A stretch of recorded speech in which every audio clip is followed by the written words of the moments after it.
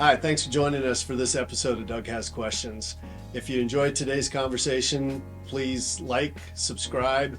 We're available if you want to watch us on YouTube, or if you just want to listen to the podcast version on Apple Podcast and Spotify. And each episode goes live on Thursday morning. So I hope you enjoy this episode, and we're happy to have you listening. Welcome to Doug Has Questions. My guest today is Vince Hansen, who I've known for a number of years. First worked with him when I was appointed as a city council member. I think it was January of '99 when you were working as a city manager. And I think Vince has a really cool story to tell, and I want to get into his, not only his public service, but also him being a deacon at the Catholic Church. I know his faith is a huge part of who he is, and I'd like to touch on that with him as well. So welcome to the show, Vince. Thanks for having me. Yeah, appreciate you being here. Good to hear you reaching out and finding out about people in your town. Yeah, trying to do something different. Yeah, sounds good. Yeah. So first off, your early life. Where did Vince grow up? Where did you start off with? Well, actually, I was born in one town and then brought to another. I was born in a town called Ukiah, California. My parents had been living there for a few years, and my dad had just gotten his engineering degree from UC Davis a few years before that, and he was trying to work his way into different things, and he got a job in Lake County, California as the flood control manager. And so he got the job, and I already had 6 brothers and sisters ahead of me. And when I was born, he got the job, and they all moved to Upper Lake, the town that I was raised in. But my mom stayed in Ukiah with friends until I was born, and then I came to the town of Upper Lake, and I was there until after I graduated from high school. Okay. So it's a rural county in Northern California. Grew up in the middle of pear orchards and walnut groves and oak trees and whatnot. Big giant lake a few miles away, on the edge of the Mendocino National Forest. You could look up from our front yard and you could see a lookout tower 8 miles away. So we spent a lot of time going up and down into the National Forest and gradually working our way further and further. And it's a nice thing to have around. So kind of gave me that sense of having space, something that I always just thought I found out was pretty important, especially when I didn't have space. So, yeah. So one of 7 kids. There was 3 more after me. 3 more after you. Yeah, so there were 10 of us. 10 of you. I've got 4 brothers and 5 sisters. 5 sisters. And I'm number 7. Well, how they split that 50-50? They claim that's what they planned. That's what they planned? They wanted 5 of each. 5 of each. Great. Maybe they just said it after, just to show that they were content. Yeah. Yep. So what was that like growing up in a large household like that, where it seems like you'd always have somebody to do something with? Yeah, there was no shortage of things going on all the time. And my parents were pretty involved in the community and stuff, so there was always people around and things. But yeah, just the siblings alone, there was always something going on and someone to do things with or someone to fight with. Unfortunately, we did our share of fighting and arguing and stuff too. but we all get along and we all still see each other when we can, and we're all still alive. My oldest brother was born in '47, so and he's doing well. So we're still together. But it was fun. There was, like I say, there was always something going on, and being a small town, you kind of knew everyone. I think when I was about 9 years old, my brother needed help with his paper route, so I took over his paper route. He just wanted me to help him, but next thing I knew, it was mine. And actually, before that, he had a job moving irrigation pipe in the pear orchards, and he had me come and help him with that. And I think I ended up with that job too around the same time. You seem to have a pretty good gig there, just picking up your brother's old jobs. Yeah, I always looked up to him, my brother David. Yeah, I wanted to be like him until he got older, and I changed my mind. Changed your mind? No, he's a great guy. No, he's really good. And there's a lot of stories related to that newspaper route and working in the orchards and even picking walnuts. And I was driving a forklift when I was 14 years old, loading pears onto semis, and just a lot of opportunity and a lot of interesting things to do. My good friend had a big ranch, cattle ranch, and spent a lot of time there with him. And again, kind of cruising around in those hills around the house. So it was fun. And then my siblings, a lot of them like to do some of the same things. I have one brother that still lives up in that forest and has a place up there. One sister that's in that area. The others are kind of all over the country now.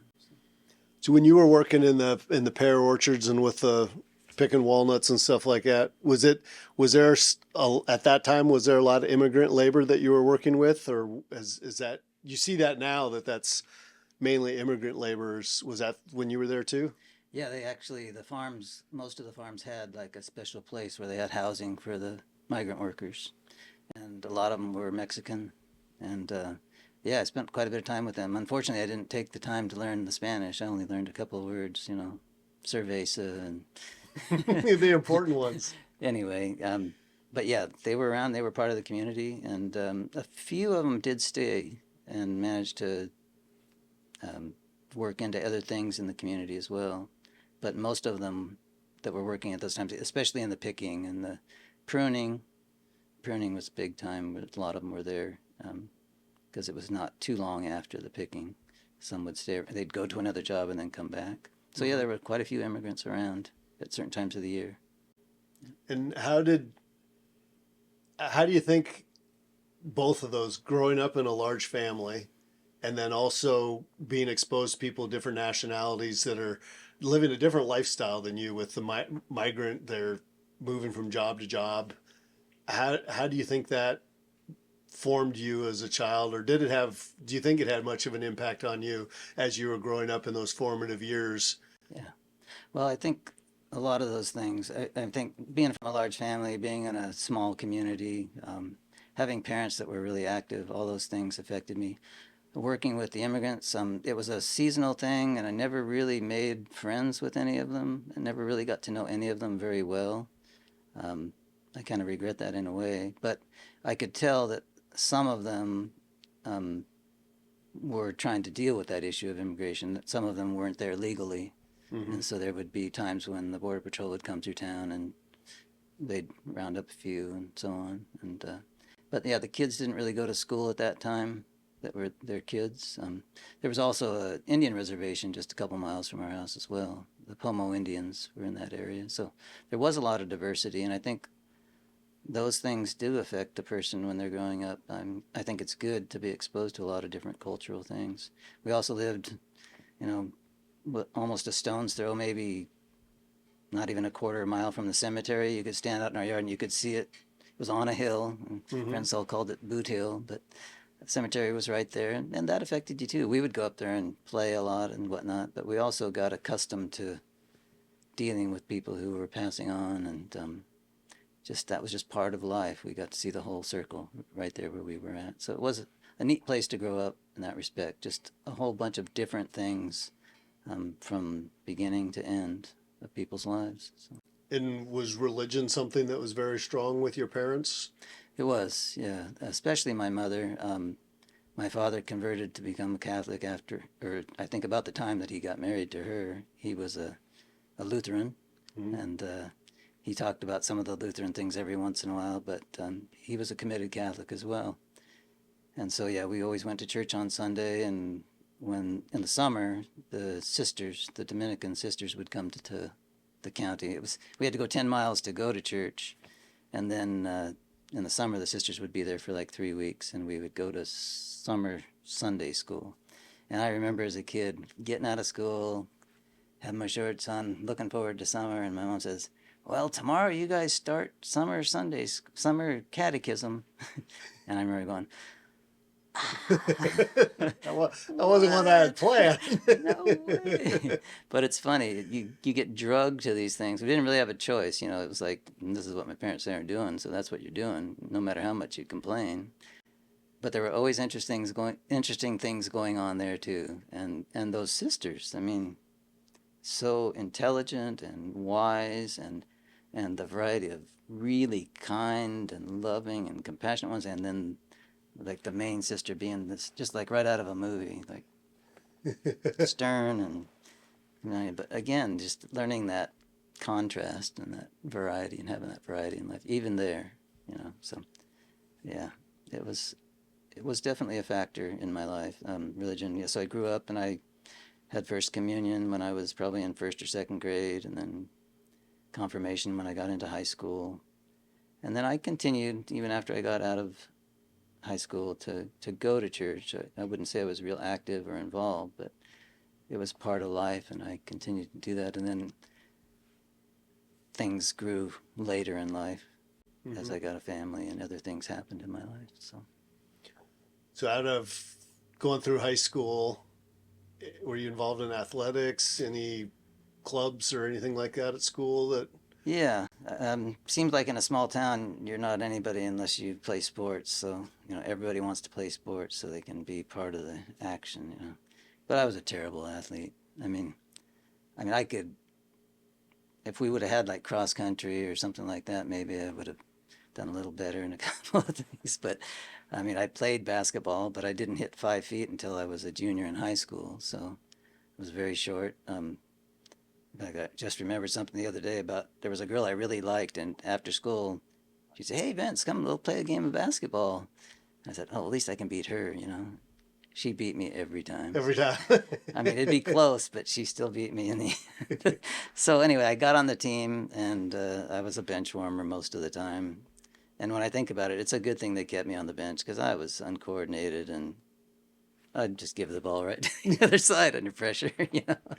I didn't develop the skills. I was young. I was younger than some of my classmates. I'm born in October, so I was almost a year younger than some of them. Mm-hmm. So, and then we had high school football, and I did play football, and I did okay. But again, a lot of bench warming. And then my junior year, I found out that I had a heart murmur, and the doctor said that I couldn't play sports.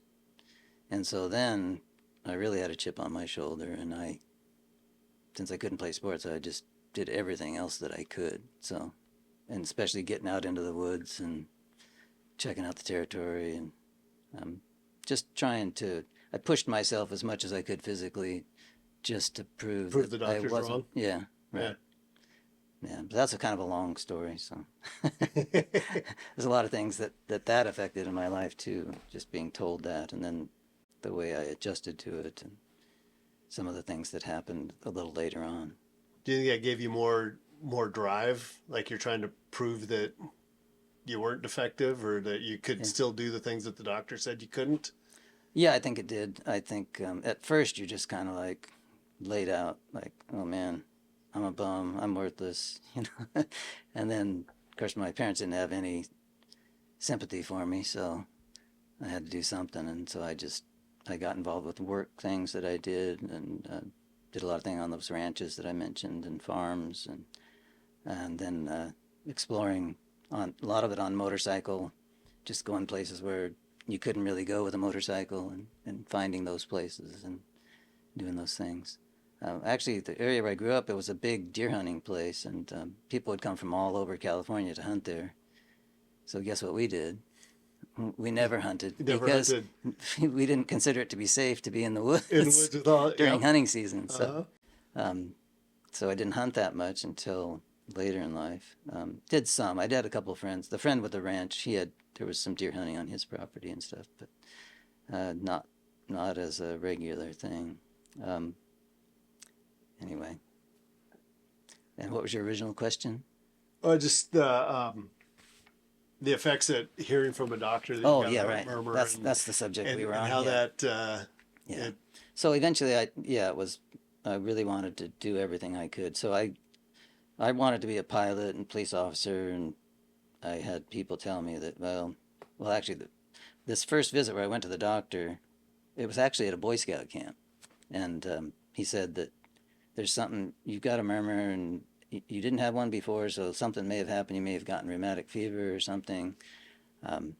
So you really need to take it easy. You shouldn't play sports and this and that. It's like, anyway, my parents took me to a specialist in St. Helena, California. I still remember that doctor just it was like I wanted to plug my ears. He was just telling me, no, you're not going to be able to do this. You're not going to do that. And by the time you're 40, you're going to have an artificial valve, either a pig valve or a cow valve or whatever. And you might make it to 40, but maybe it'll be before that, whatever. So I was just like struck down. And so how yeah. old were you when they told you? I was like 14, 15. You're Right. 14 or 15. The Yeah. doctor's telling you he doesn't know if you're going to make it to 40. He says, well, you'll need to have a heart. People live with these valves, and this is what you're going to do. You're going to get a fake valve, and but I don't know when it'll happen. And in the meantime, you have to be careful. So anyway, I kind of walked out of there and just ignored him for everything except for school sports, and did everything I could, and I got pretty healthy, and seemed like things were okay. I mean, seemed like my heart beat kind of fast, and he said my heart was big. He said it was enlarged and other things that indicated there was something going on. But so I don't know how deep you want to get into this, but since How deep you want to go? It's a big factor in my life, and I don't talk to people about it very much. But so I'm in junior college.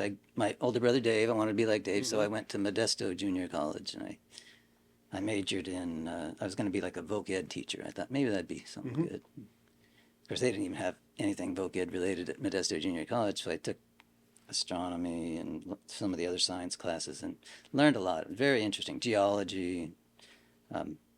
But I was there, and I lived. There was a. How do I say it? Let's see. I'll go back a little bit. So I had to find a place to live in Modesto, and so I'm late and behind on everything. But I'm there and looking for a place, and there's nothing available. So I call up this old couple on the phone, and they say, "Oh no, they had rooms in their house that they were renting, and we've already rented them." And he's an old guy, and he's like, "Well," and he says, "Well, so you haven't found anything, huh?" And eventually he says, "Well, I got this one little room in the attic. I mean, nobody stays up there, but if a person could live there if they needed to." And I said, "Yeah, can I check it out?" And I came over, and those people ended up becoming like surrogate parents for me. They rented me that attic room, and I lived there for 2 years and went to school there. And the two boys that were down below, I kind of knew them a bit. And one of them was involved in his church. And one evening, he told me that he was going to a concert. And there was going to be a guy singing and whatnot. And he said, "Would you like to go?" I said, "Sure, yeah, I'll go." So I went, and we walk into this big hall, and there's room for like 250, 300 people. And there's two other people in there sitting on the other side, kind of down at the end of the row. And it's us two and those two. And this guy comes out and he goes, he proceeds to put on a show as if it was full. I mean, I couldn't believe it. He was a Christian singer, and he put on this show and he just sang his heart out. And at the end, he said, one of the things I do is at the end, I like to pray for people. And when people have an issue or something, I like to pray for them. And there's only 4 of us there. And he's like, "But there's somebody here with such and such an issue, and da-da-da. And would you please stand up?" And I'll be darned if one of those people down at the other end didn't stand up. Stand up? And so he stands up, and we all prayed, and he sang another song and had the person sit down. And he starts talking about this guy who had something going on with his heart that was really affecting his life and had really held him down. And he described me in detail. And he said, "Would you please stand up?" And I was like, I sank into the seat like this and never said a word. And he said, well, we want to pray for you anyway. So they prayed, and those 3 people and him prayed. And the guy I was with didn't know that I had all this stuff going on. And I felt this sense of just being put at ease, and a sense of peace and warmth, and it just washed over me. So anyway, I got through that, and never thought again about it. And I just continued to do everything that I could, just like a normal person, So I go from Modesto to the University of Montana, and finally I graduate from the University of Montana after 2 years, and I'm like, man, I'm healthy. I could qualify for officer training school at the Navy. That's what I really wanted to do. I should just go get checked out, But they've already been living like it's a no, so I went. Well, I went to this physical with a cardiologist, and he looked at all my stuff, and he did tests, and he looks at the thing, and he kept listening to my neck, and he said, "Oh, gets all done." And he says, "Okay, well, I've looked at everything. I don't know what to tell you. He says, the nearest thing I can tell is that there's a little squeaking sound that your artery makes right here in your neck where the blood runs through. Maybe the artery is bent a little bit or something. It ain't going to hurt nobody or hurt anything, but I don't hear any heart murmur. There ain't nothing wrong with your heart as far as I can see. It's a normal size, da-da-da-da-da. It's like, interesting. So That's a big change. yeah. So, and all of a sudden my mind went back to that time sitting in that audience where I had that overwhelming feeling of healing and consolation and joy. Anyway, so I filled out the forms and I went to Butte, Montana to go through all the in processing, and the guy gets done. He says, "Yeah, everything's good. Your scores are good. Your physical's good. But did you know that you don't have 20/20 vision anymore?" What? Really? And he said, "Okay, yeah, well, I've talked to the other guys, and basically they're willing to offer you a slot as a navigator, so you'd get into the flight program, but you can't be a pilot." And I said, "Wow, okay, well, let me think about it." So I took that evening in Butte, Montana, and walked around and got a pork chop sandwich, and later on that night I decided not to do it, so I didn't, and I ended up going back to Missoula, and I didn't join the service. So, but anyway, supposedly I was okay. I could live a normal life. So I just proceeded from there. And I already had finished my 4-year degree. And because I couldn't do the things I wanted to do, I ended up with a degree in business administration and finance. So instead I get a job. It's kind of funny too, but my oldest brother, I had mentioned to him that I wanted to go to Alaska sometime and maybe even work up there. And he sent me this little ad cut out of the newspaper. This is back when that's how you learned about things. Learned about things in newspaper. There was no internet or anything. And it said, jobs in Alaska and number on there. So I called the number, and a guy came through town, and he was interviewing people in Missoula, and he interviewed me for a job they had a hotel. They were basically the contractor that provides all the services at the national park, at Denali National Park. Yeah. Anyway, I got hired as a gas station attendant because that's what I worked my way through college doing, was pumping gas. And I worked there and in the store. And so he interviewed me for that, and I got the job. And so I got my first airplane ride flying from Missoula to Anchorage, and then taking the train up to Denali Park and working up there in a gas station and lodge. And it basically took all my money just to pay for my housing. So I ended up working also as a maid. I worked as a night security. There's at least one other job I can't remember now. But anyway, there was actually 2 days during the week where I'd started in the morning. One morning I worked to the end of the day, and then I worked night security, and then I worked the next day. And so I basically had a 36 or 40-hour period where I didn't stop working. You go to sleep. Yeah. But I had it figured out so I could get a few hours before I had to start the next one. So, yeah. So, yeah, I did everything. And the next year I got the best job in the hotel, in the whole outfit. Well, because you've done all the other jobs. Yeah. And that was Bellman. Oh, there you go. Getting tips. Well, you're outside. So, okay, the first year I go up there, it's really rainy. You could hardly see the mountain at all the whole year we were there. But I still got out a lot. I had my first bear encounters and everything else there. And, it was a great experience. And so at the end of the year, he offered me the job of Bellman. And so I came back. So actually, I had graduated from college. While I was there, before I had left, I had put in an application for law school. My dad wanted me to be a lawyer.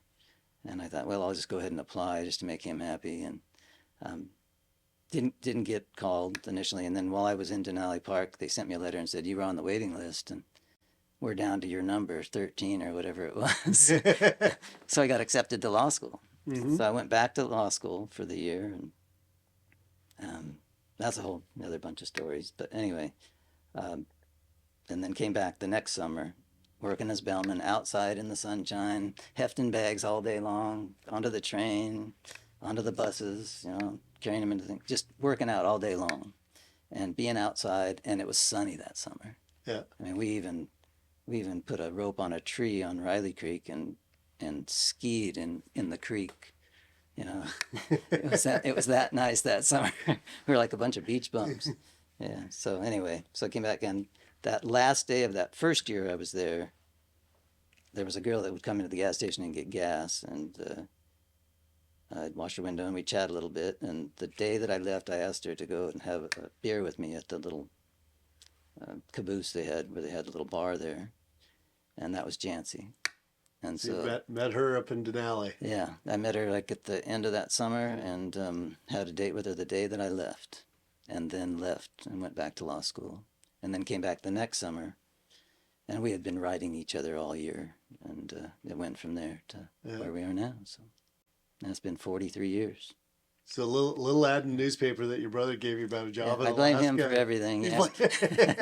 I think on that one you should be thanking him for that one. I don't want to.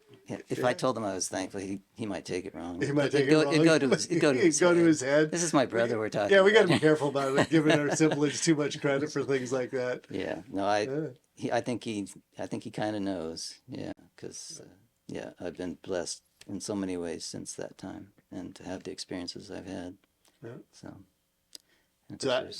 after 3 summers at Denali, a couple years of law school.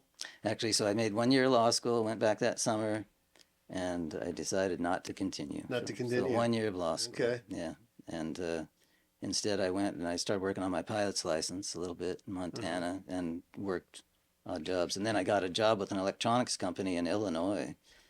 There was a kid that I went to school with whose dad had an electronics business, and they supplied a lot of electronics to McDonald's. The things for when people used to talk, and they drive-through window and all that stuff. Okay. The ring that's in the ground, and the electronics that you talk into, and then the automatic drink fillers and all. He invented all that stuff. Oh, wow. So I went back there and I worked for him as a controller in an electronics company for a while.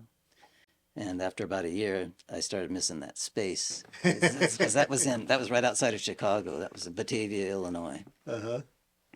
So it's funny how we end up in these places, It's like, so I worked there about a year, and he had plans for me. He really wanted me to stay, but I decided I wanted to get back to Alaska, and of course, it was getting more familiar with Jancy, and we wanted to be together more, and thought about her coming down there and us living there, but there were jobs in Alaska at the time, because it was just at the time that things were about to go off a cliff. So I quit the job there, came up for a job in the budget department with the state of Alaska in Juneau, and when I got there, they said, sorry, there's no job. No job.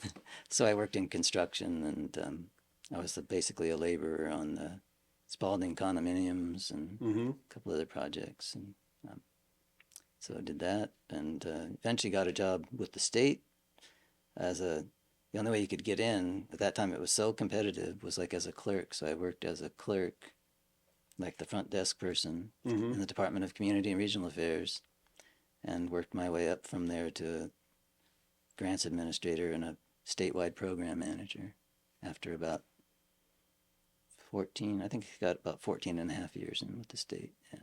So, and all in that one department, which no longer exists. No longer exists. Yeah.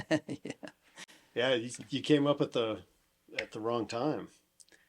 Well, you Yeah. came up at the time that it worked for you, but Yeah, right. as far as the state As far as economy, jobs. when Oh, yeah. everything was taking the dive like that, that was... I had talked to the guy on the phone. He said, "Yeah, there's definitely stuff going on originally, but he said, there's a few things happening, but we're still looking good here."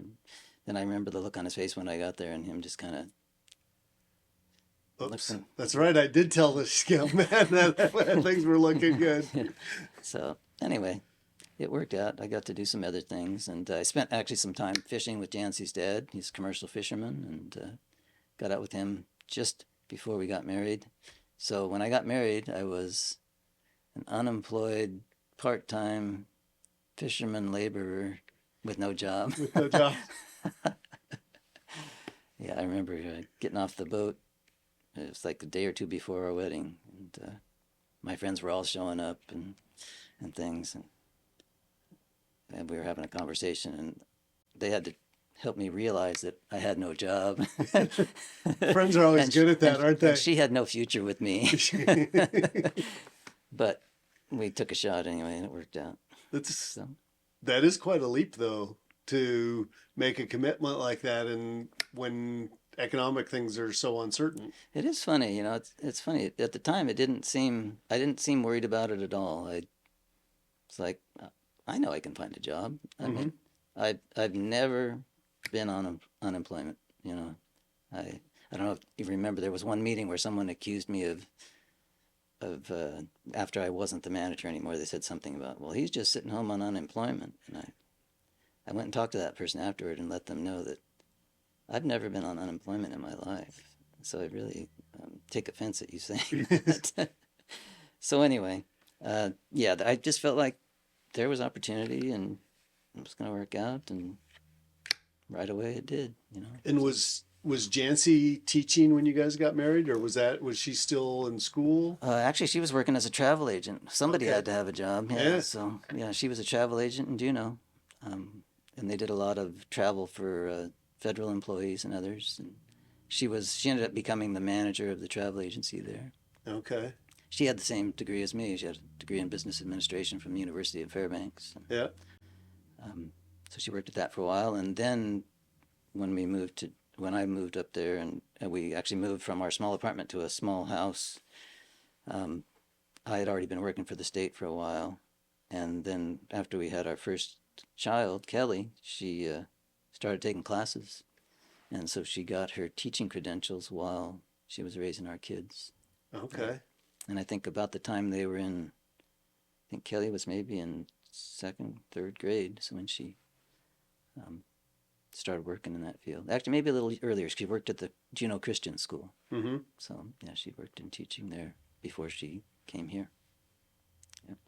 And so what in going from working with your state job, how did you find out that the Haines manager position was available, and taking that step from what you were doing working for the state, moving north 90 miles on Lynn Canal here and bringing your whole family to Haines? Well, you'll get a kick out of this part because so my employer in Juneau actually offered to have me work. People were starting to work on computers then. You know, and he said, I think you could do this job from Haines, but I'd have to work at home. And I thought, man, when I go home, I really don't like to work at home. You know, I have a hard time separating things. If I worked at home, I would never stop working. You never stop working, yeah. So I have to have a place to go to work. Otherwise, I don't separate very well. So I ended up turning him down. I said, I'm just going to take my chances. Jancy's got a teaching job. I'll go up there and I'll find something to support her with, you know. So I come up here and I apply. So she got the teaching job in Haines before the manager job for you. Oh, yeah. In fact, she worked here for a year.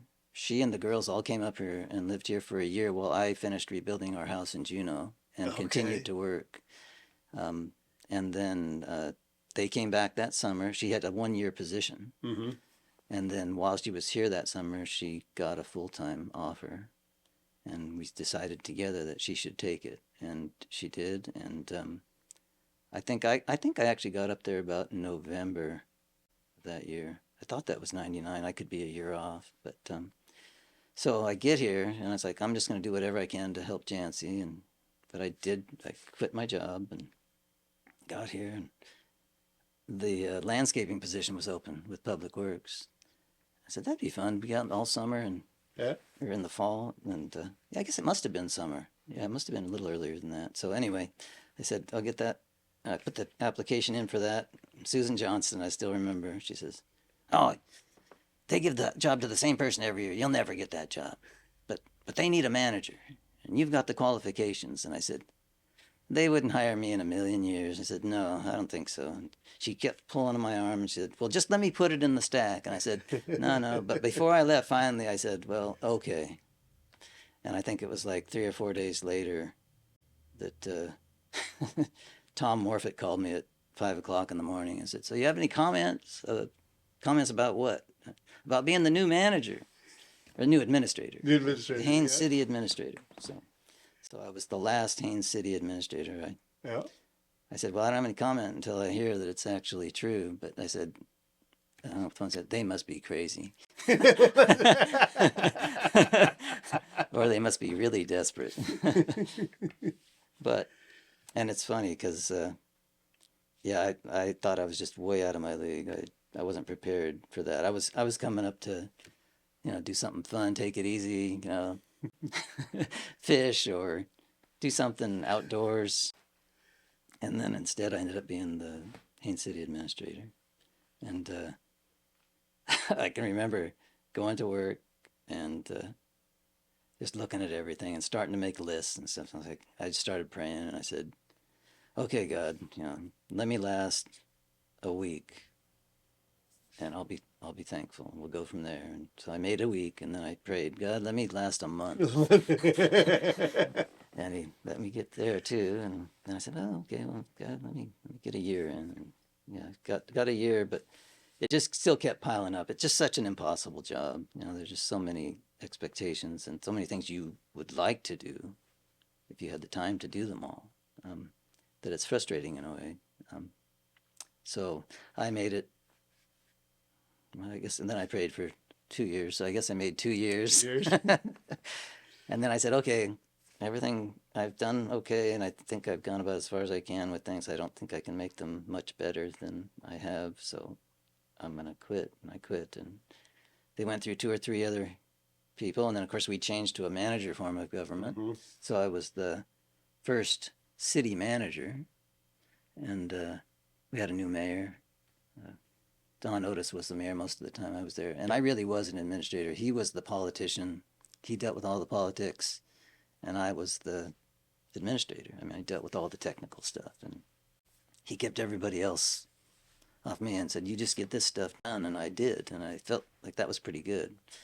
And I wasn't against it going into a manager form of government, but didn't really realize all the effects that would have, and how that was when Don Otis kind of said, well, they don't need me anymore because you're the manager, So he didn't run for re-election, and Dave Black was the mayor after that.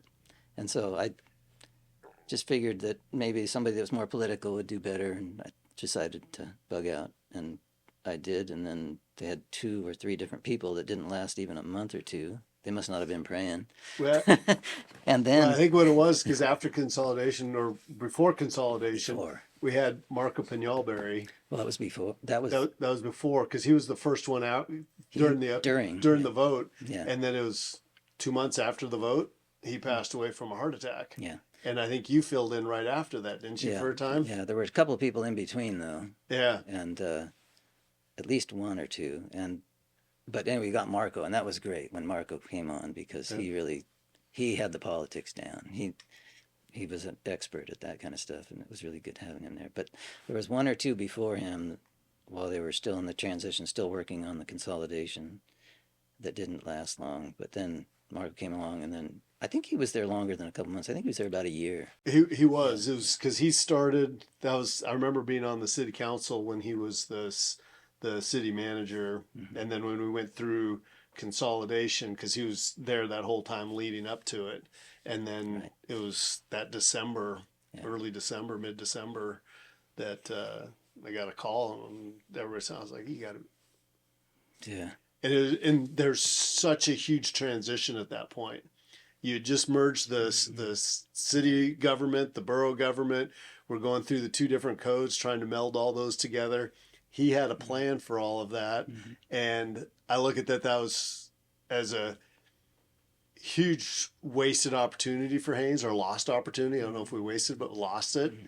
because you came in on a temporary basis. We hired somebody that was going to be coming up from Wrangell. He had health issues. He went back to Wrangell. Yeah. And for the first 5 years after consolidation, it seemed like trying to have somebody more than a year was almost impossible. Yeah.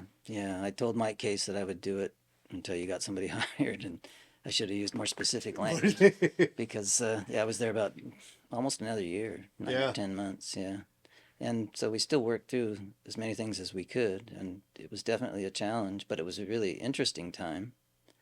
And then when Marco came on, I actually did help a little bit with the code.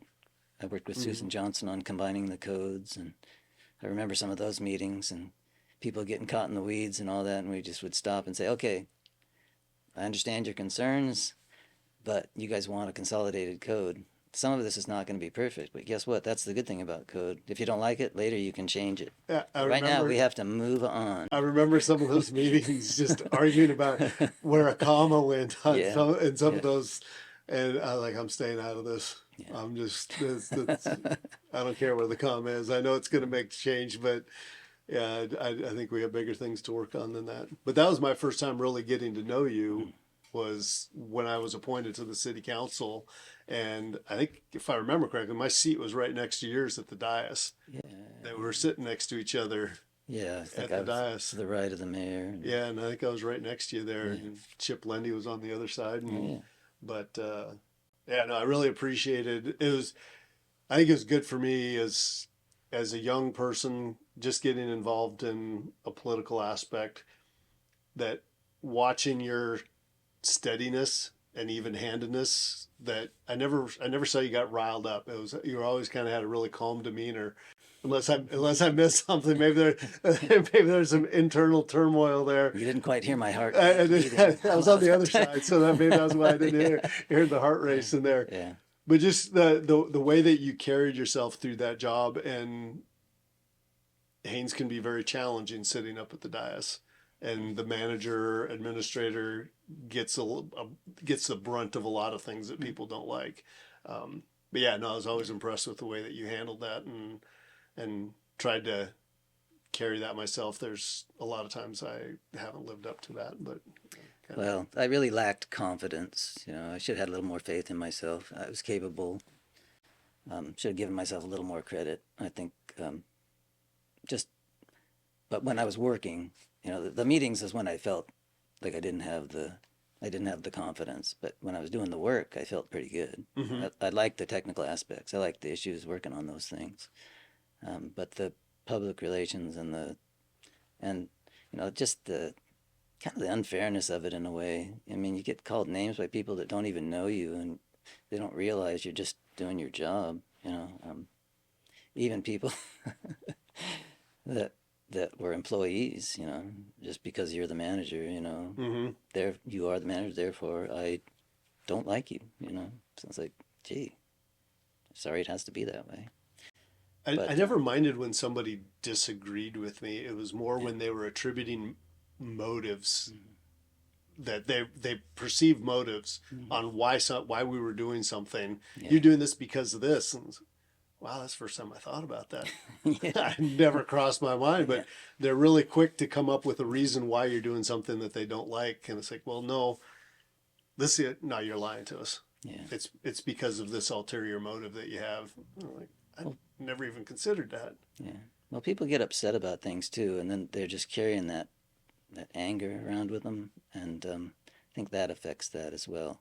Because, of course, I became the administrator right after the annexation, and people were, you're part of the city, you're part of the new city. They annexed us, and we're not like the rest of the city, It's like, well, tell me about some of the differences about where you live and where this person lives. And anyway, but then for them to make it personal, I mean, literally, to be standing 15 feet away and calling you names to somebody else, calling you a whatever, and you're right there, and they know you hear them, but you got to just move on, realize that's maybe just one person.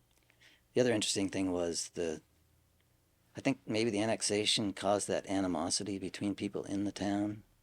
It almost fed that division that the town already had. And I remember one time going to these people's house. I won't say where or anything, but they had called and complained because the neighbor had built a building close to their property. And I said, okay, I'll come out and take a look at it. And I get there, and there's a playhouse. I mean, there's a playhouse that's 8 by 8 maybe.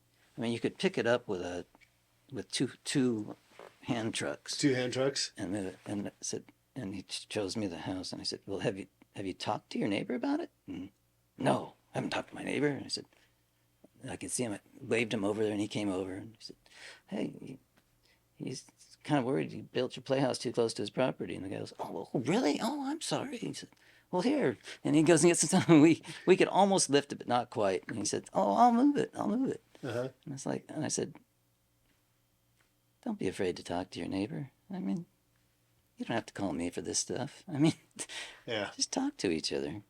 So, and we see even more of that nowadays. People are, in some ways, are even more divided.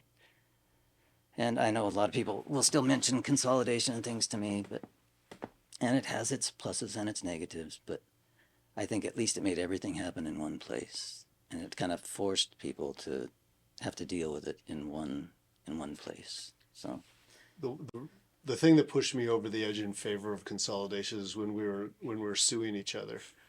The borough and the city were suing each other over solid waste. Mm-hmm.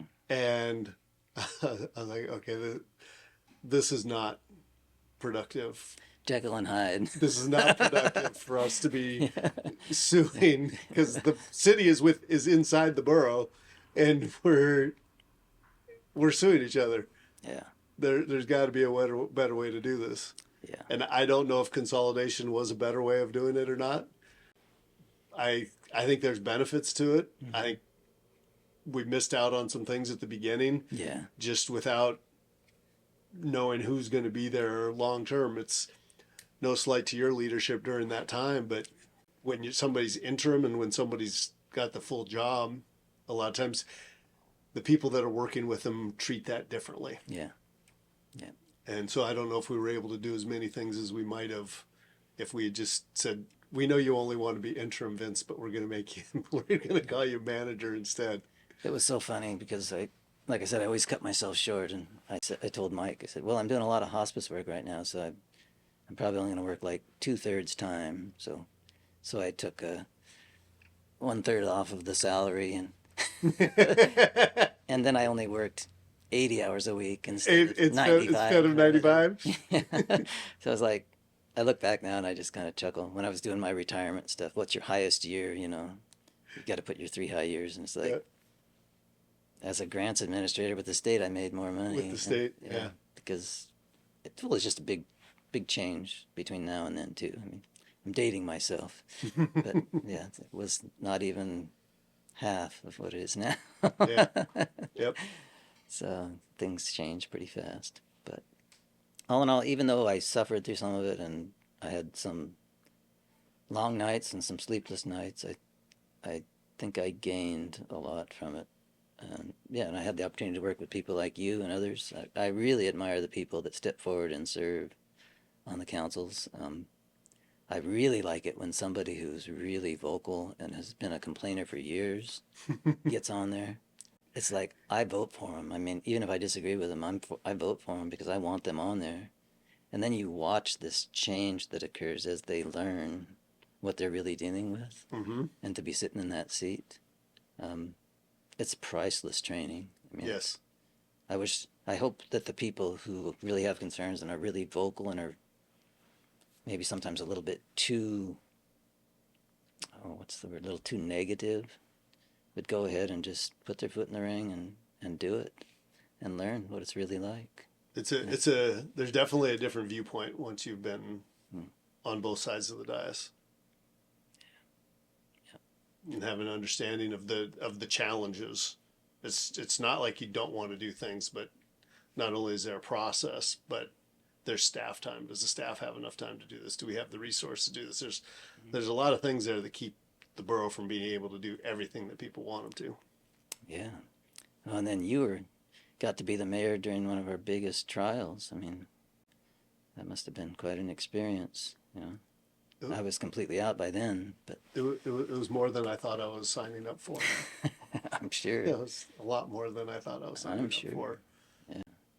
But you never know when stuff like that's going to happen, so it's nothing you can do about it. Yeah.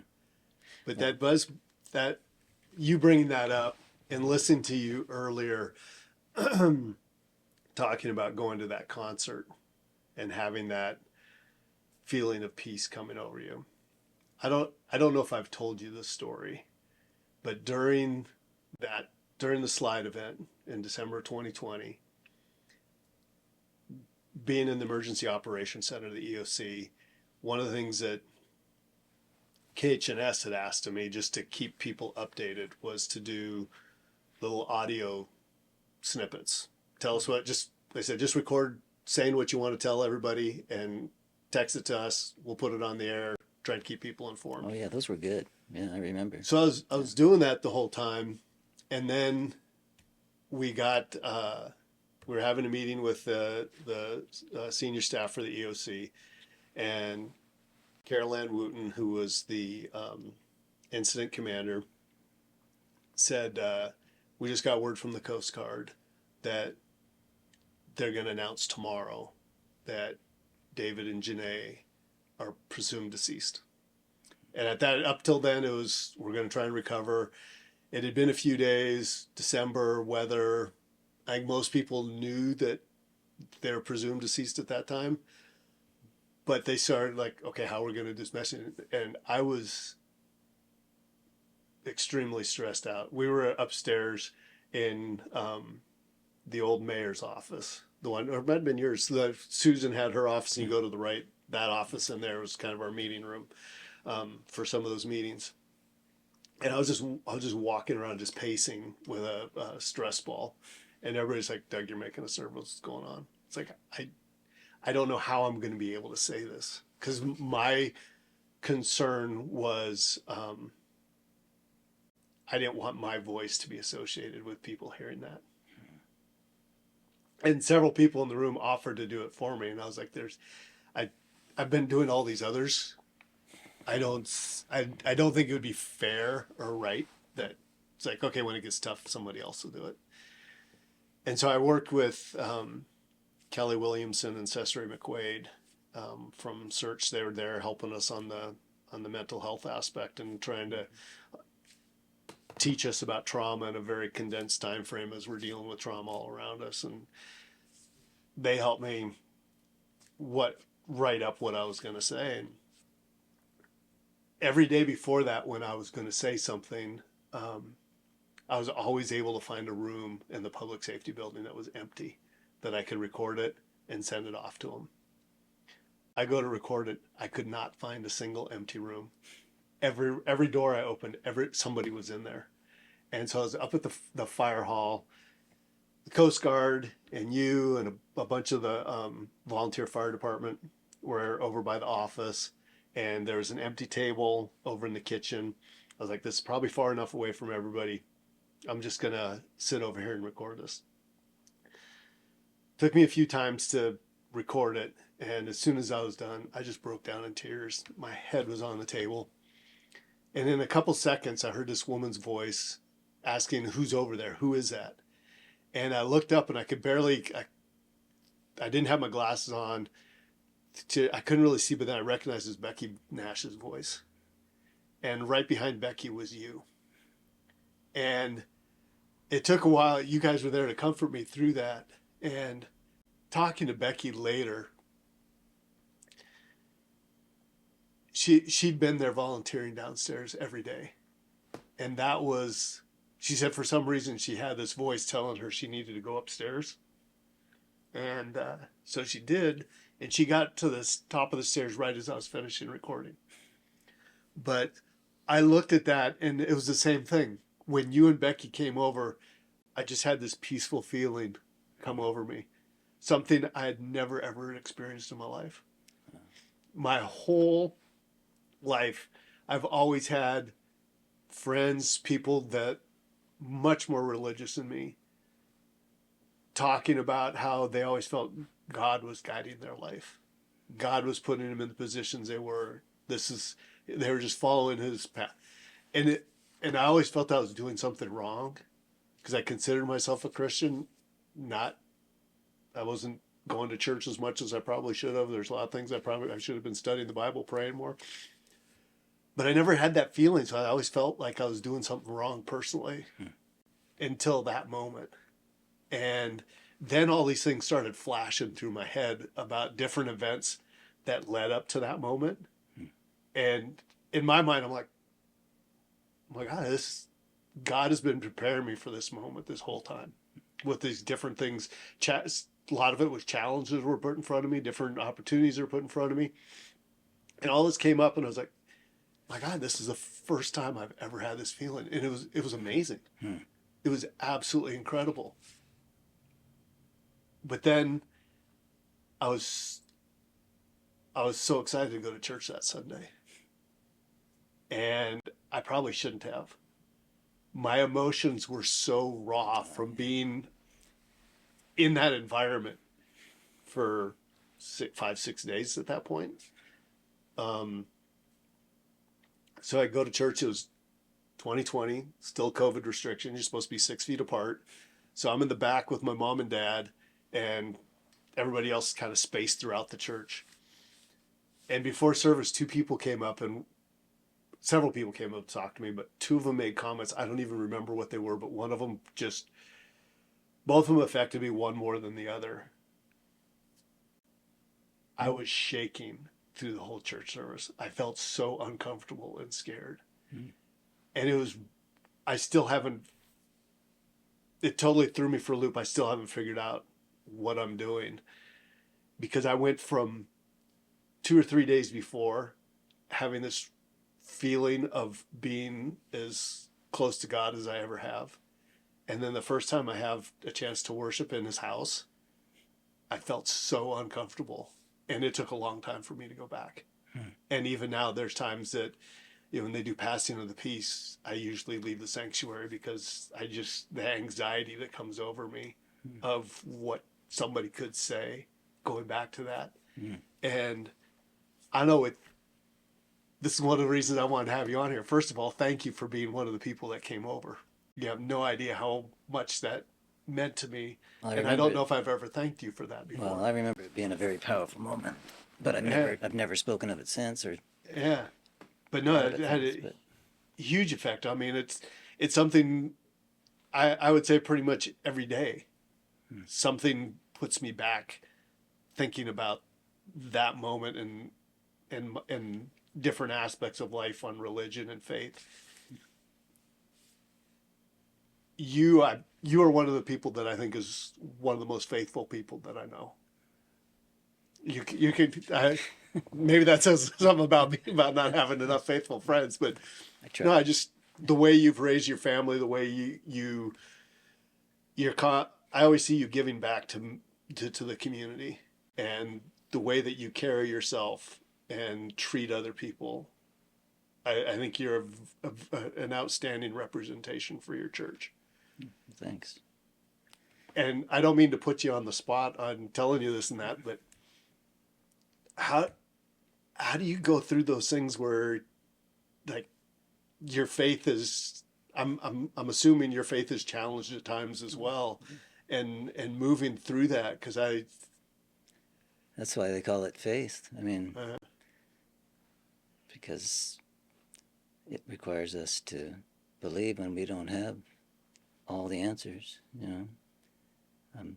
If we had all that, if we felt confident and knew everything all the time, we wouldn't need faith. If Jesus was standing here in front of us, well, okay, I guess I don't need faith now because he's right here in front of me. But the rest of the time, we do need that faith, and it's a step. You're vulnerable. I mean, you're putting yourself out there. I've certainly have gone through periods where I've not been a good example, but I feel like I've always been guided by what I've learned about the faith, and one of the biggest things is humility. I mean, I'm just trying to be humble. There's so much judgment in the world right now, and there always has been, but people have a tendency to judge people and put them in categories. We've talked about it a couple of times today. And you really have to make a concerted effort to try and put yourself in the other person's shoes. And often I fail, but I always try to do that.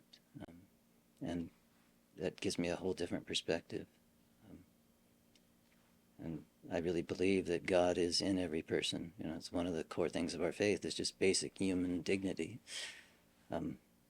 Everyone has it. We're all made in the image and likeness of God, and I may see someone or deal with someone that's just nothing but a pain, and I want nothing to do with them. And then I have to tell myself, no,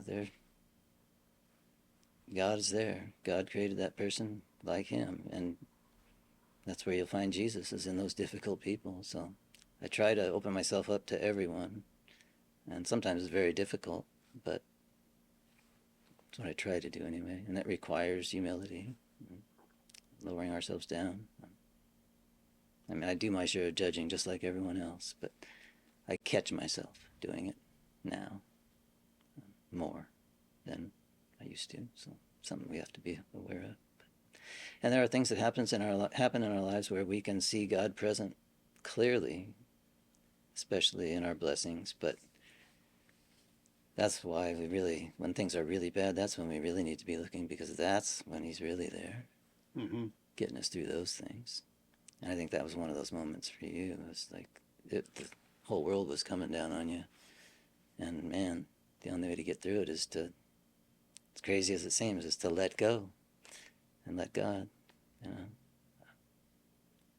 I talk about that quite a bit in my homilies and things. I'm very bad at it, at letting go. But I talked about, one time I took Christine up to Anchorage, and she missed her flights here. They were going to miss the flights. They canceled the flights in Juneau. She was supposed to go to South Africa, and they were all meeting in Anchorage. And I got off work, working at the borough, and said, well, what time is your flight? And she says, like 4 o'clock in the morning. And it's like, well, if we leave now, we can get there with a couple hours to spare. And it was middle of winter, and we took our little car and we drove all the way to Anchorage. I dropped her off. I had a few minutes to take a nap there at the airport. She caught up with her group. They all met there in Anchorage, and she was off to South Africa. And then I was like, well, it's 4 o'clock in the morning or 5, nothing to do. I might as well just go back. So I got up and went home. I was driving home on the way, and you know how you drive on the icy roads. You know, you get used to the ice, and you can still do a pretty good speed. You got your snow tires on, and everything's good. And I remember there was this one bump, but I was getting to that trance phase. I wasn't falling asleep or anything, but you're just in a zone, and you're just kind of... And then all of a sudden you see this thing on the side of the road, and it's that flag, and it reminds you, oh, this is that big bump, and it's too late, and you're hitting it. And I hit that bump, and the car it didn't go off the ground, but it really jolted. And when it came down, it started to slide, and it was ice. And you know how you slide, you just turn into it, and you're correct. Well, it did that, but it went a little farther. Then I turned back the other way, and it went a little farther. And it's like, it's getting wider and wider. This goes on for like 10, 15 seconds, and I'm going down 75, 80 miles an hour on the highway. And they're getting wider. And the first time in my life ever, I could tell, like, this is it. This is the last one. I'm going off the side. And I threw up my hand and I said, oh, Jesus. Never done it in my life. And I swear to God, that car went straight as an arrow. Straight as an arrow. I put my hands back on the wheel, and it just went straight ahead.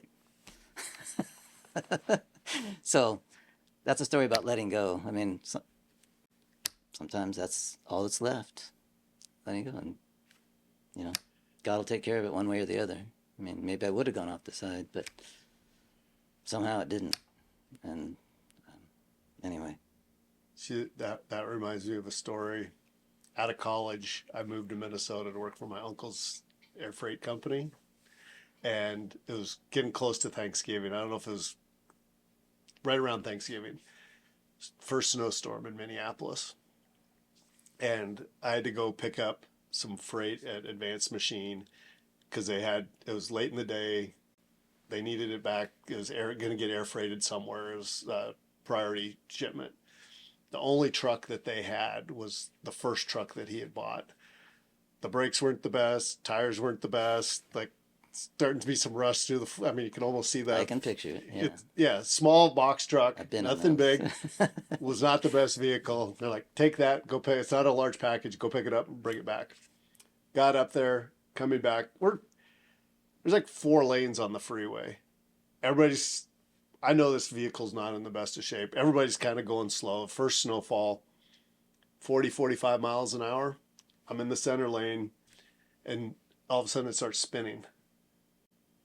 I did 1 or 2 revolutions. I went from the center to the left, and I'm cranking the wheel to go back the other way. It comes out of that, starts going. And so I go from the center to the left, all the way to the right. The truck starts going, and it's right where an on-ramp is coming down. I go across the grass, come up on the on-ramp, and the truck turns, and I start heading out. And I look in the rearview mirror. There are cars all around me. And I look in the rearview mirror, there's this wall of headlights back there, and there's just this big empty space. How? My Yeah. my heart was going a million miles an hour. I got to the office, and I said, "There's a truck. I'm not going." They said, "No, you got to take it over to the airport." And I said, "No, I am not taking that over to the airport. Somebody else can." And the office manager guy was like, "No, Doug, you need to get in there and go out." And the guy above him, he looked at me and he goes, "We'll get somebody else to take care of that." I said, "I cannot drive that vehicle. I cannot go." It was quarter mile, half mile over to Northwest Air at the time, Right. to the air freight. There's no way I could get in that truck. That's just such a hopeless feeling. It's funny that, I mean, I just keep thinking about that point where I knew that I was not in control. Mm-hmm. There was no, it's like I was in control. I'm in control. I'm in control. It's like, I'm not in control. Yeah. And you don't get there very often. But I mean, in fact, realizing that, and I've had other similar experiences in airplanes flying and things where it's like, man, I'm not flying this airplane right now.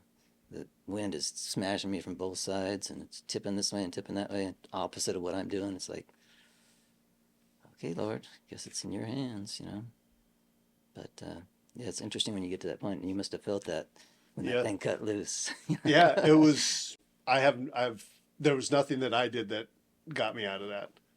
Yeah. And the fact that I have no idea how, other than God moving everybody around. Wouldn't it be neat to have drone footage of that from to see what actually occurred? I don't know if my mom would want to see drone footage of that.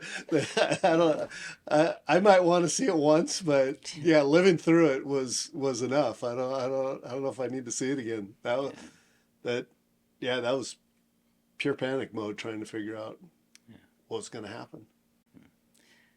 Well, those are the big things to me. It's and they're the most challenging. Humility and letting go of control, knowing that we're not in control. Really, we think we are a lot of the time, but we're not.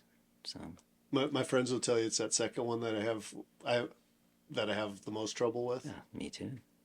I want to. Yeah. Nope. Gotta. I won't let everything's got to be in its place. I won't let go of it until it's done. I mean, can't go until it's done. Yeah, it's got to be in the right spot. And, yeah, but things will work out even if you don't follow it every inch of the way. You know. Yeah, that's challenging. It's very challenging. Yeah. And I think one of the things for me, you were mentioning it earlier, is the judgment aspect. And I think growing up in a small town where everybody knows each other, I've felt a lot of judgment. I've told a few people this, but I remember when I became an Eagle Scout, and the three comments that I remember from that ceremony were, "What took you so long? Because there's three others that got there before me. How come you don't have more merit badges? And how come you're not? How come they didn't know it was Order of the Arrow, but it was Order of the Arrow. They said, how come you're not? How everybody else has it? How come you?" It's like, I wasn't here when they did it. I mean, but those are the three things that I still remember. That was what, 39 years ago that I became an Eagle Scout. But those are the things that I remember. It wasn't like, wow, not very many people. And so for me, it's like, well, I failed. Everybody talks about how hard it is to be an Eagle Scout, but I failed because I didn't have enough merit badges. It took me too long, and I didn't get OA as part of the process along the way. Yeah, well, the higher you go, the more judgment will be heaped upon you. I mean, if it makes you feel any better, there were people that laid it out for me to be an Eagle Scout, and I still only made life. So there's nothing wrong with being at least I wasn't on the podium. Life is a pretty significant achievement as well, Vince. There's a lot that goes into that. Yeah, I enjoyed it. I really got a lot out of scouting. Yeah, it's a great thing. We were lucky. We had some really good scoutmasters. Yeah, me too. We were, with John Bruce and Steve McFeeters and Kurt Ramser. Those were we were really fortunate to have some people and I think too, looking back on it, that made an impression on me, that why I try to volunteer and give back into things, because those individuals giving up their time, taking us to Eagle River and Juneau, taking us camping in the weekends, taking us to National Jamboree, all the fundraising stuff we did. You look at the amount of, it took us a lot of time, but the amount of time they took out of their life to volunteer and make those opportunities possible for us. Yeah. Like at some point you gotta pay it back in some way. Yeah. Yeah. Yeah, and when you have kids in Haines, you end up doing them all. Yeah. I don't have any kids, but I try and make it good for my niece and nephews and you've been a big part of their lives. And the other part too is growing up in Haines, you pretty much know all the kids from a young age, the ones that grow up here, and so a lot of them are kind of like family, even if they're not. Just because you've watched them from a young age, you watch whatever activities they're in or the plays they're in. You see them when they're in fourth grade. You see them, you just see that progression of them, and it's kind of cool to see that, as they become the people that they're going to be as adults. Yeah, when you're involved in the community in that way, it really does seem like a family in a way. I came from a big family, but my community was, like I said, it was a small town. And delivering the newspaper, the interesting thing about that was that I got to know virtually every person in town. Mm-hmm. And back then we would collect. We would go out and get the money for You'd the go paper. knock on the door at the end of the month. And I'd go from everybody from the drunken furrier to the judge, and probably all in the same night. and everything in between. And then drunken furrier would say, well, I got 26 cents here. Come back tomorrow for the rest or whatever. And the judge, you'd sit down and they'd serve you tea and cookies. And oh, nice. The whole bit, It's like, high tea at the judge's house. So in a small town, you have the whole gamut there too. And but you do learn how it happens. I was involved in 4-H and Boy Scouts, a lot of school activities, and all those people given of their time. It wouldn't have been possible without that. And I had great scoutmasters, took us on ski trips and camping trips, wilderness trips, and they really pushed us to do the planning and stuff, but their part was still huge. Yeah. Yep. Yeah. So, but yeah, it's one of the neat things, and it doesn't have to be a small town to have that sense of community either. If you have those groups, those things, those shared activities and things, shared interests, and it's just life, sharing life with people. Yeah. Yep. And you get to do that in Haines. That's one thing I've really enjoyed about being here.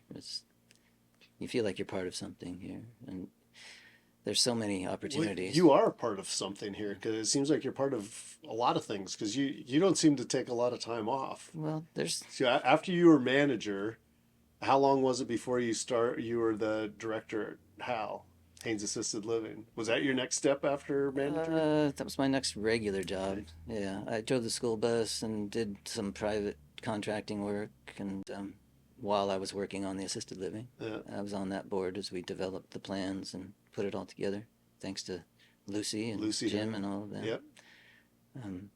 But yeah, that was probably my next regular paying job. And then also driving ambulance. And you're on the fire department, right? Yeah, Are you still on the fire department? I've been on the fire department for 23 years now, I think. 20-some anyway. Yeah. And, it's been a good experience. And, of course, a lot of stuff with church. And as your kids are growing up, you do all the things that they do. The swim team, the sports, we got to do venture scouts those years when my kids were young. That was a great experience for my kids. And we even had that foreign exchange student. She was a little princess. She came from a rich family in Paraguay, and she came here and she did everything. She said that when they call the people's names when they're in their home country and they say where you're going to go, and everybody's there going, oh, not Alaska, no, not Alaska.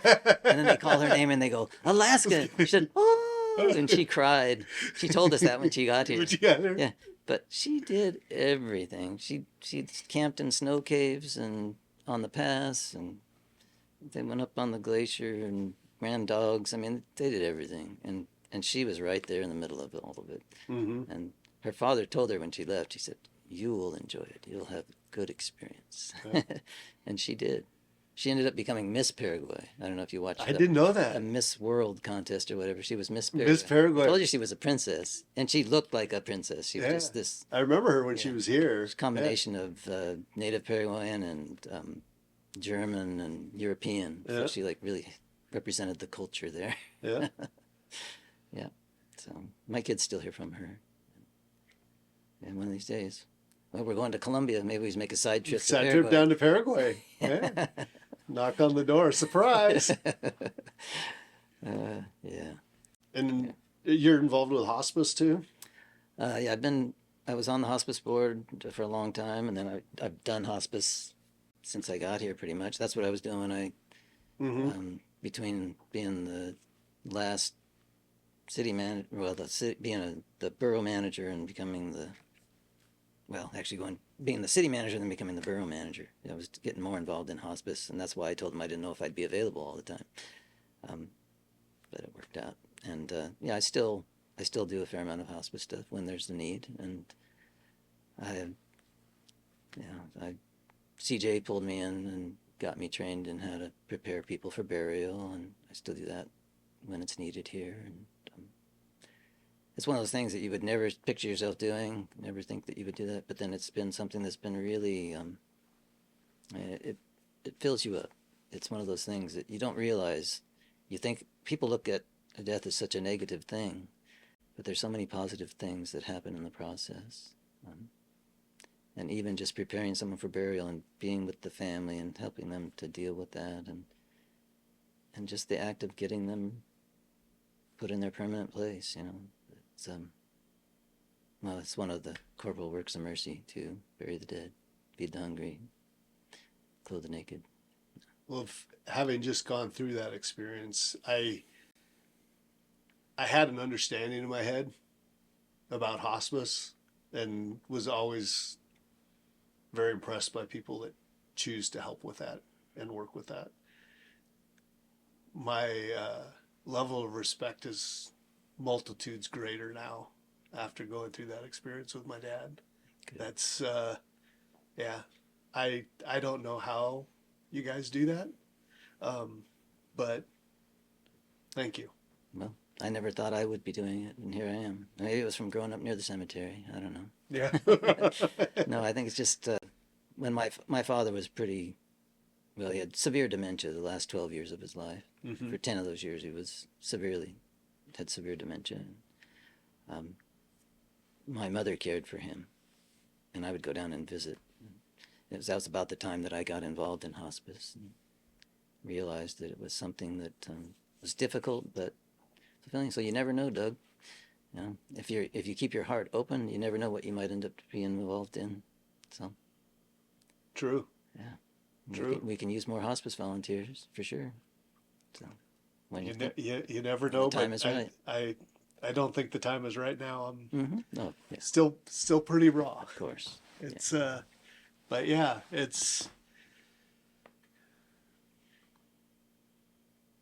just seeing the amount of time that my mom was put in the last 38 years, and the last few weeks when having hospice come in there and sit with Dad so she could get out and do some of her own stuff and everything was such a blessing for her and the family. Well, it's nice to be able to help, but it doesn't even come close to what I think of my mother in the same way. The fact that she took care of my dad all those years, as difficult as he was, and I know that your mom was just so dedicated and so compassionate and still always smiling and always just a good, content, loving person. So to do all that and to stay like that, so many people become bitter, Mm-hmm. Because I don't have a life, but They told them at the hospital that I think it was 90 or 95% of people that have that kind of accident and divorce. Because it's either the person that was in the accident feels guilty and pushes the other person away, Yeah. or the other person is like, yeah, I can't deal with all this, and it's like, Yeah. goodbye. Yeah. And so that was my senior year in high school, and sitting there listening to the doctors tell them that, and telling my mom and dad that the best thing they could do financially was to get a divorce. And so you've got this traumatic What are experience. doctors doing giving financial And advice? the doctors and nurses are saying the best thing that you can do is get a divorce. Oh, my goodness. And they're looking at each other like, yeah, that's not going to happen. And so for 38 years, you still have that memory of them being told 95% of people in this situation are going to get a divorce. And you should get a divorce because it's the best thing for you to do financially. And they listed all these reasons and why the best thing for them was to get a divorce. And to see them stay together for that 38 years and all the sacrifices my mom made over those 38 years. Holy cow. Thank the Lord we have those examples in our lives, Uh-huh. because it shows us what people are really made out of. And it shows us, it's like they're like saints, and it shows us what we can be like. And we have those examples, especially so close, like your mother. Yeah. Yeah, amazing.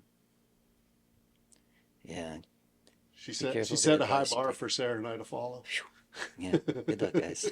That's good. You're both doing really... I don't know any way that I'm ever going to be like my mom. You don't have to be like her. You're both doing great.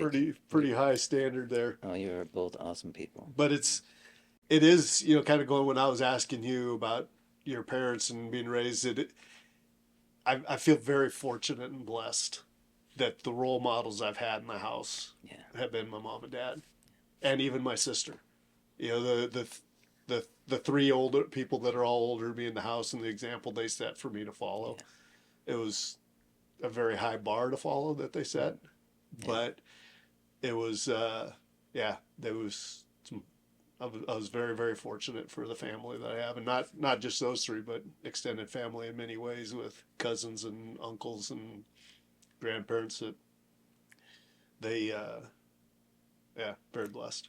When I heard your dad, when he told me different stories while I visited with him, it made me think about when I was younger, because there's all these characters that came into his life. I mean, and I remember being at our dining room table and being small, looking over the top table and seeing these characters come into our house. I mean, room full of smoke.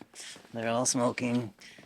But just listening to their stories, and some were poor, practically homeless. The others were very astute and well-known leaders in the community, and just that variety. And they all had something to bring, for something for us to learn, and sometimes it was those ones that were like living. There was kind of an old folks home down at halfway down our street there. They had some elderly men that lived there, but they would always come and visit my mother, and she'd always serve them something, and they'd sit there and chat, and they all had something to give, all had something to bring. So, amazing. Well, I'm glad that you got to have that kind of experience and hear too. And hearing your dad's stories, I can just imagine what some of those things were like. Yeah. Yeah, no, him and his brothers had quite the childhood there for a while. Yeah. A lot of challenges, and that's something that I remember him too, going back to Judgment, when he was saying he remembers before he went to stay with Matt and George, his younger years, and in a little time. When we were going to school, he says, if somebody doesn't have clean, you never make fun of somebody, that you never judge somebody, because he says the amount of ridicule that he'd have because he wore the same clothes for 3 or 4 days because all he hadn't had a chance to didn't have a place to take a shower or a bath, so he was smelling after a few days, and the amount of ridicule and stuff that he got at that age, he wasn't necessarily saying don't do this, but he was telling us how it affected him, and in a way saying don't do this, because it's the best way. You're talking to somebody, you're that seeing example, this is how it affected me, this is how I felt, and even more powerful that way. Yeah, I agree. Yeah, it's amazing. Yeah. So what's Vince got coming up in the future? I know you're going on a trip, but broader now that both you and Jancy are retired. But I don't know, are you really retired? Because I see both you guys always working on different projects and Well, we got to shift gears and everything we do. grandparents now. Yeah, I've got 3 grandkids, and yep, we've got a 6-year-old, a 3-year-old, and a 1.5-year-old. And yeah, they're a ball. And Jancy likes to see them regularly, and we'll see them on the way on this trip as well. Yeah. Being retired, I guess the biggest difference is that all those things you did and didn't get paid for, you can do now, and you actually have some money coming in because you're retired. And we've been blessed too. I mean, we were lucky that we were able to save our money, and we just didn't do a lot when we were younger, and that made a difference for us and how we're able to retire. But it's the things that when you first retire, you want to do everything, and you realize you should go back to work and get a job because it would be easier. And then finally you start to be able to, you get to the point where you can pick the priorities and narrow it down a little bit. And I'm 66 this year, and I remember when my grandparents were 66. My dad didn't make it to 66. He was 63. My mom made it to 80, but I'm noticing that I don't do things as efficiently and as well or as fast. So I'm having to narrow down a little more and try to focus on things where I can make a difference. And thank goodness I have the church, and the fire department can still use me. But I've noticed that my stamina, I'm not winded or anything. I just don't have the same. I run out of gas sooner. Yep. I mean, I can drag a hose about half the distance I used to be able to drag it, where I have to stop and say, I'm not breathing hard or anything. I'm just done. That's as far as I'm gonna go. That's as far as I'm gonna push it. So you find yourself, trying to back out of things a little bit more, trying to narrow things down. I'm reading a book called The Fourth Quarter of Life, and it forces you to go back and think about all these things, and it forces you to face the fact that you're in the fourth quarter. Mm-hmm. I was in the fourth quarter a while ago. I started reading it about a year ago. I haven't finished it yet. So I'm in a little bit of denial, but real practical things to prioritize in your life. And of course, faith, it's a faith-based book, so that's at the top of the list, and it should be. I mean, because that's the longest part of life, is the life that's yet to come. So we better try and prepare ourselves for that one. So we still got a chance. We still get to fourth quarter, so I'm trying to take some of those things to heart.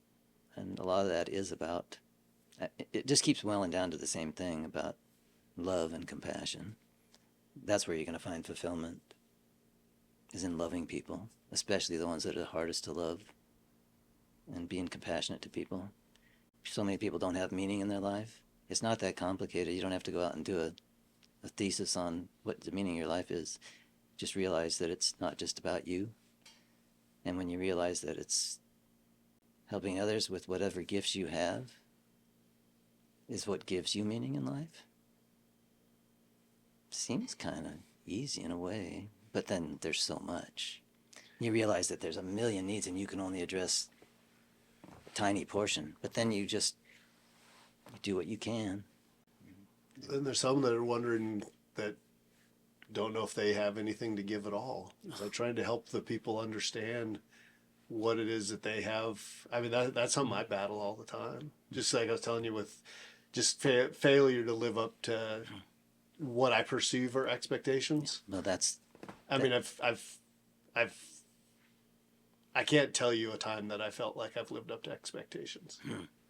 Well, so much of it is, it's our internal self, our internal selves, our egos, if you will. That we look at it through our lens all the time, and I think the simplest way to change that for me is to try and go outside myself and just try to commit myself and to doing things for others. I mean, I'm very selfish in many ways. I've lived a very good life and I have so much. But if you're looking for meaning, you'll find it in serving others. And then this whole thing about achievement and expectations. One of the chapters, it wasn't this book, but it was another one I was reading. The guy was talking about how he knew a guy that was a really good guy. He was an author, and he had written a book, and he was successful. He wasn't like Elon Musk or anything, but he was successful, and he had a comfortable life and a decent home and nice family and everything. And he was at a party, and some friend was there that was hosting the party, and he said, hey, you got to meet my friend Bob. Bob, come on over here. Bob just bought another yacht. He's a stockbroker or whatever. He buys and sells companies and merges them, and he just bought a yacht. And the guy was a little bit arrogant, and the guy that was kind of average was pretty nice. He said, and he listened to the guy for a while, and he could tell that the guy was like, yeah, I've got this, and I've got that, and I'm gonna get this, and I'm gonna get that. And he just smiled, and he says, the guy was kind of quiet for a minute, and finally he spoke, and he said, well, I have something that you're never gonna have. And the guy looks at him and says, what's that? And he says, enough. What else can you say? Yeah. What's the response to that?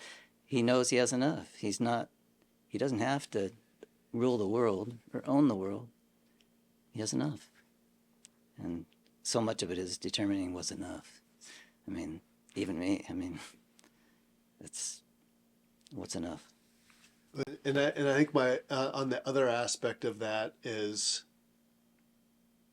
the the people out there that aren't in our position, that aren't worried about if they have enough, but they're trying to get something to get by, and they've, whether it's been in family trauma, substance abuse, mental health issues, they didn't grow up in an area that had a good school district, so they're behind in education, and trying to find how do we reach out, because you see more and more, maybe it's anecdotal, but you're seeing more of homeless situation and these issues beyond Haines, not necessarily here. And I'm not expecting you to come up with a solution for this, but it's one of those things that troubles me is how do we help those less fortunate than us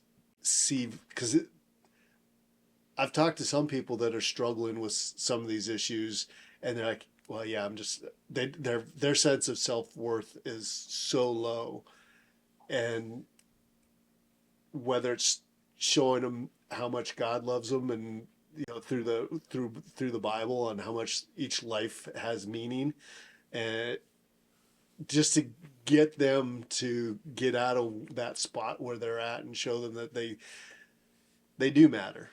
Yeah. That there is a place for them in this world, that it's not as dark as it can be dark at times, but there is that light at the end of the tunnel, and that there's people around them that love them and support them, even if they don't realize it. Yeah, it's about hope. I mean, like I said, I have 9 siblings, and we're a real mix, and there have been some really hard times for some of us, and there's times when they don't seem to have hope, and the only way to get out of that hopelessness is to get out and to live. And living means interacting with other people. Whoever's in front of you, interact with them, suck some of the juice out of those people. Get around people that have energy and live. And that's what I tell my siblings is, if you're bummed out, then get together with some people that you know. And if you don't know some people, let's find some people. Here's some groups that you can participate in where there's a lot of people like you, that are doing things and living, loving, interacting. And it's really not what you do. It's those interactions. It's the other people having a perception of you beyond what is the obvious, People never know those things until they get to know you. So get to know people, spend time with them. Realize they're going to have their flaws too, but can't live without other people. And helping people is one of the best ways to get to know people, especially people that have all these preconceived notions about things like immigration. Everybody gets just thrown into one bucket, and this is what an immigrant is. They're criminals that are abusing the country. And it's like, well, which ones were those? You know, I'll bet there are some like that. But what about this person? You know, they're an immigrant. Get to know them. And what you find out in the process is that they're humans just like you. Mm-hmm. And in the process of interacting, you grow, you change. You think you're going to change them, and they change you. I mean, it's pretty amazing, yeah. How often that happens in life. We think we're going to go help somebody, and we go staggering out of there like, they just set me straight. Something I hadn't even thought about. Look what they're dealing with, you know. Yeah, so. Yeah, there's something to that you know, you go thinking you're going to help somebody else out, and just whether it's their attitude or how they're. I've found inspiration in a lot of people that most people would look at them and was like, yeah, how would you be inspired by that individual? Yeah. But like you said, if you spend a little time, get to know them, and knowing that they have the struggles they do, and yet they're still as friendly and nice and positive as they are throughout their struggles. It's an amazing thing to see people in that. Some of the people I thought were the biggest ogres turned out to be some of the nicest people ever. They're just putting on a show. They got self-protection. Article. Yeah, a lot of people do that. Yeah. So just get to know people, and you'll get to know yourself. Easy for me to say. I'm still working on it too. Believe me. Yeah. We're all a work in progress. That's right. That's right. Got a long. At least I hope I'm still progressing. I don't want to be a finished product yet. Well, I mean, I got too many things I'm working on. Well, that's the biggest thing at my age. You know, when you get to 66, you're like, well, what am I still growing? You know, I should be. You know, you better be. It was the guy, Gene Kranz. You remember him from Apollo 13? He was the guy behind the controls running everything. Mm-hmm. He gave a talk about how when he was a kid, his dad wasn't around very much. And he went to a school, a Catholic school with some nuns and stuff. And they could see he had potential, but he was overweight. So he didn't think he could be a pilot or something. But these nuns kept encouraging him. And then they introduced him to a man who was a fabricator or who's the guy that lived down by the water he was always putting stuff together, fabrication and, oh gosh, I can't remember. What was it? Tim Hannon? No. Well, Tim was kind of like that too, but the guy right down on the beach in the greenhouse, I think Cesare might have ended up in. Oh, Ed Vogel. Vogel. Yeah, Ed Vogel. Yeah. Yep. Guy like that, you know. Anyway, he was with a guy like that, and he said, you know, have ideas, build things, fix things, you know. You know, don't just lounge around, you know. Get involved, you know. Make something. Do something. Make something, you know. You'll grow in that process. And this guy ended up changing his life. He ended up, and the nuns, he didn't get into the academy, Navy Academy, but he got into ROTC, and then he worked his way up, and he was a fighter pilot and everything else, and ended up running Apollo missions, you know. Gene Kranz, he's got some really interesting stories. Yeah. Great guy. He's one of my heroes. Actually, I got to see him at Oshkosh in 2018, and he was with couple of the astronauts and the one who just passed away this year too, and several of them were there, and Gene was there in the middle of them, and he was still kind of like making sure everybody's where they're supposed to be. Well, he was kind of like, well, I don't know if that's true, Buzz, because Buzz was going on about, you know, he was kind of getting up there and talking about the pool thing and how it was his idea to have weightlessness in a pool, and Gene's like, well. Yeah, well, I don't think it was quite like that, though, Buzz. But anyway, and then he talked about something else. But anyway, he's a interesting person, and he really had to work to get to where he was, and he overcame a lot of things to get there. But he had this mentor, this person that kind of took him under his wing, and gave him inspiration, and just by living with him and living his life with him, he learned, and he sucked some of that juice out of him, the inspiration out of him, and applied it to his own life. And the other guy did it in a small way. He was he was a great fabricator, did a lot of interesting things, but he took it to the next level, from that guy. It's often the case that you can have that one person or a couple people that influence at the right age when a person's ready to hear this or feel that or move in that direction can change somebody's life tremendously. Yeah. Yep. Especially when you're in that doubting phase. I'm kind of a good for nothing. My wife will say, "Hey, yeah, that sounds like you." Because I'll do that. Is she going to pawn you off on a fabricator to go live with him for a while? I start doing that every once in a while. I'm just a bum. She just gets up and walks away now. So Yeah. I got to get over it. Figures after all these years, it's probably going to be a recurring it's comment. Too late. It's too late to fix you. But yeah, but at this stage, what I was starting to talk about was just it is harder to figure out. Okay, what can I still? Am I still growing? Am I still contributing? And hopefully, you have people around you that'll suck the juice out of you, at least the good things. Mm-hmm. Hopefully, and someone that you can share it with. And in the fourth quarter, not all of us are in our 80s and are presidents of different countries, or 92 and the presidents of countries. So we're going to have to do it in a more practical way, just by living with the people that are around us and sharing the gifts we have with them. So, Anyway, sorry, I didn't mean to go on so long. No, quite all right. All good stuff. Oh, there's lots more. I can think about so many different things, thinking about the people and the places and the things. And I hadn't thought about my college years that long. We were talking about the things that you did to try and just show that you could do anything. I just wrote a little thing about it for my kids. Was something that you did that you didn't follow through on, and it was. I said, yeah. When I was at the University of Montana, they hadn't had a rodeo team for several years, and a bunch of us got together, and there was somebody that was trying to start it back up again, and we worked with them to get it started again. And it was time for the rodeo. We actually put a rodeo together in the field house at the University of Montana. I said, well, we don't have any bull riders, so I guess I'll do it, So I went to practice and rode a bull, and then next thing I know, it was time for the rodeo, and I'm entered in, and the guy in the round before me, I'm standing in the back down there by where the ambulance is parked.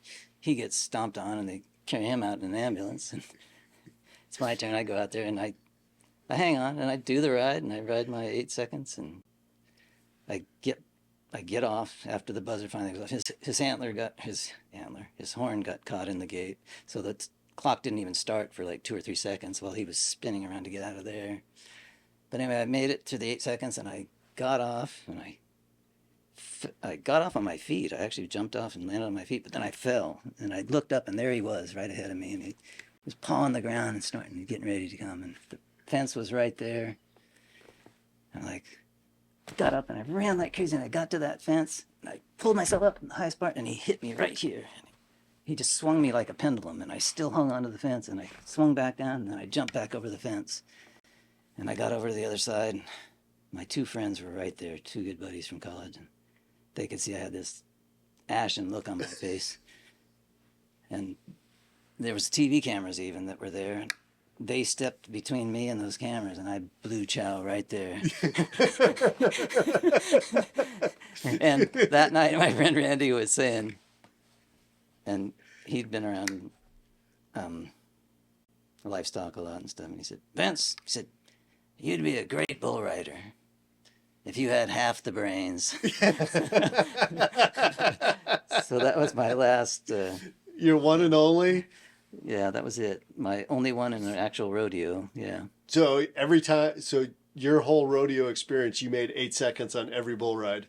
I'm 100%. You're 100%. Both of them. But you're 100% bull ride. The first guy was getting mad. We were there. Actually, the trade was he would let us use his rodeo stock, but we had to help him with branding and everything. So we were there all that day. Yeah. And I got on there. We did the riding first, and I was riding, and I couldn't figure out why he was over on the stomping his feet and screaming and stuff. And finally I got off, and he was like ready to kill me. He said, "You're gonna break my bulls. I don't want the bulls to. I want to be able to buck. You're not supposed to stay on. You're supposed to get off."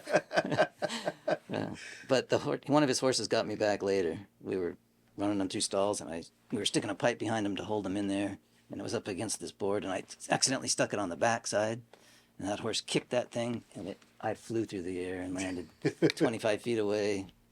Luckily, it didn't break my leg or anything, but anyway. So the bull riding thing, you think about things you do so you can say, well, I did something, See, this is Because when I was in I college, did not expect to learn about Vince Hansen, bull rider, 100% success ratio in this podcast tonight when we were talking about this. This is the least likely thing I probably thought I was going to hear from you.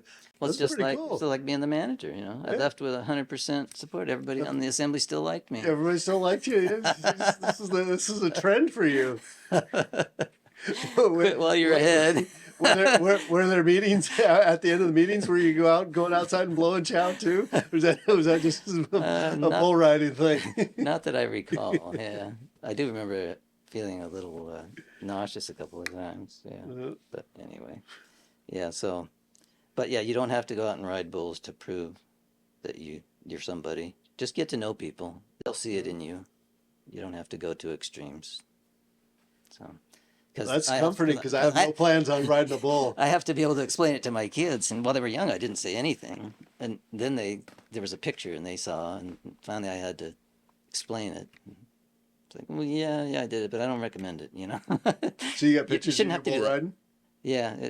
What was funny was they ended up making a commercial for the next year because they thought it went great. It was a great rodeo. They made a commercial, and in the commercial, I got to see a little piece of it when I went back.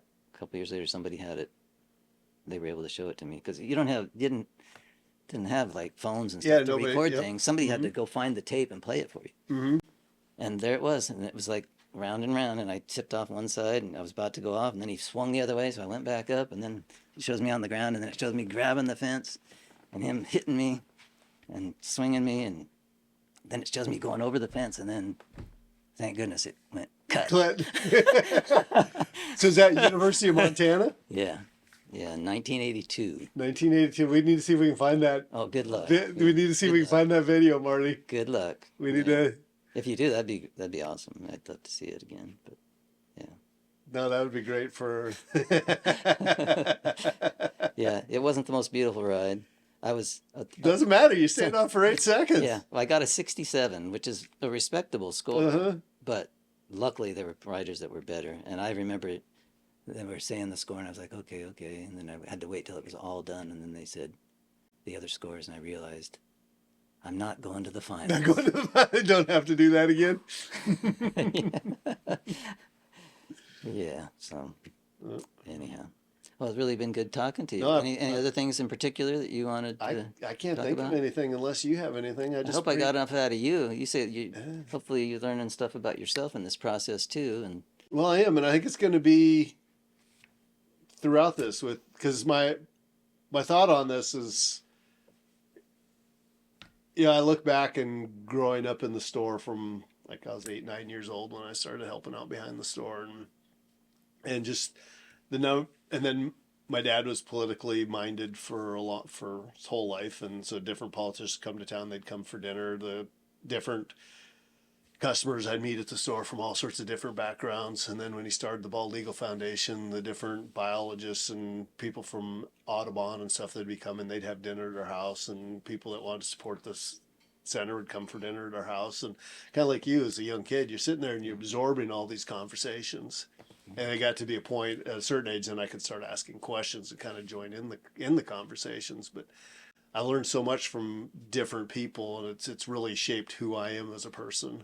And so I think just having these conversations with individuals such as yourself, and letting the community know, or whoever's listening, the broader context, because so much of what we get in these silos of Vince is this, and this, and even I didn't know you're a bull rider. Well, I shouldn't probably say it in public. Oh, you rode 2 bulls eating your butt. I'm calling that a bull rider. I've got 0.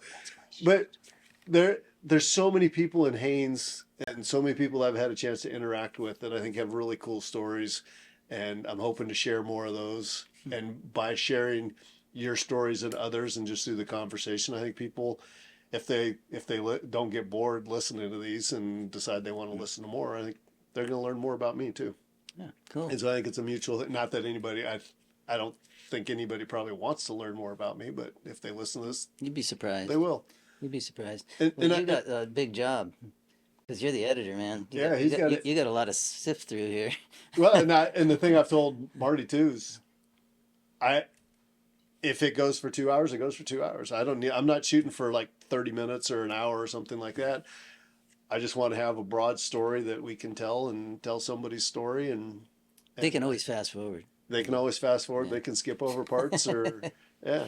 Yeah, I But suppose. no, I just appreciate you being willing to, and that the thing that's been really humbling for me, Vince, is the number of people that when I've approached them, because as of the time we're recording this, none of these are online yet. Mm-hmm. And the number of people when I've approached them said, listen, I'm starting a podcast. I'd like to tell your story. Everybody said yes.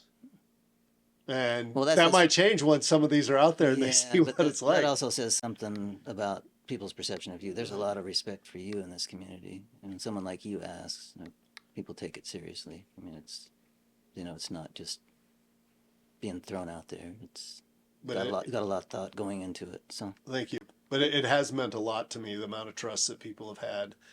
I've never done anything like this before. Neither have I. I don't know what I'm doing. I'm hoping Marty does a great job editing this and podcast, make me look halfway intelligent here in what I'm doing. But I realize as we go forward with this, I hope that I grow with this the more we do. I hope the 10th is better than the 1st and the 20th is better than the 10th, and just get more comfortable is what I'm going forward with this. But yeah, I've enjoyed every conversation that I've had so far. Well, yeah, I guess eventually I got to the point where I just looked at it that way. It's a conversation with you, and I don't get to have conversations with you that often, so I appreciate the opportunity. Yeah. Nope. And yeah, people won't watch 2 hours or whatever. Was it really been 2 hours almost? It's been almost 2 hours. It went really fast. And most people are like, yeah, this won't be very long. And at the end, Marty tells them how long we're recording and everything. Really? I didn't expect it to be that long. I should let you guys go. Plus, I realized I was digging potatoes earlier and I didn't clean my shoes very well. So that's all right. Don't worry about it. Give me a broom and we'll get it picked up here. The owner will vacuum up later. Don't worry about it. Okay. Well, thanks again, Vince. I really appreciate you being on here. And thank you. Yeah. Good to. Maybe we'll have you again and hear some more of your stories. Oh, man. Thanks for watching this episode of Doug Has Questions. Just a reminder, if you've enjoyed the conversation today, please like, subscribe, and we're available on YouTube if you want to watch us. If you just want to listen, it's on Apple Podcasts and Spotify, and you have new episodes being launched every Thursday. So thanks again for watching or listening and following us. We appreciate your support.